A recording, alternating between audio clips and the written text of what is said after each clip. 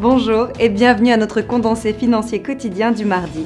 Je m'appelle Sophie et voici ce qu'il se passe sur les marchés aujourd'hui. Le refinancement d'un prêt d'1 milliard de dollars par un complexe de vente au détail et d'hospitalité à Doha, au Qatar, a été reporté à une date indéterminée car la crise diplomatique dissuade les banques régionales d'investir au Qatar. Le dollar australien a gagné du terrain sur 5 jours consécutifs, chaque jour apportant plus de profit que le précédent et il ne montre aucun signe de faiblesse.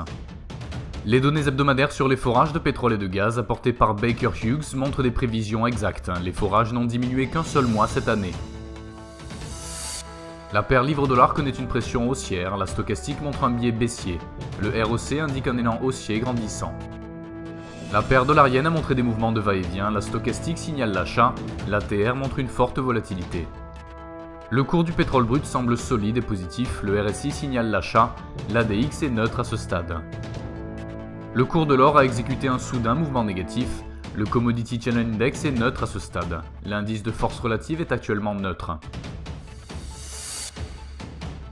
L'indice NHB du marché de l'immobilier aux États-Unis sera publié à 14h GMT, l'enquête ZEW sur le sentiment économique en Allemagne à 9h GMT, l'enquête ZEW sur la situation actuelle en Allemagne à 9h GMT, l'indice des prix à la consommation en Grande-Bretagne à 8h30 GMT, l'indice des prix à l'importation aux États-Unis à 12h30 GMT et l'indice des prix à la production en Grande-Bretagne à 8h30 GMT.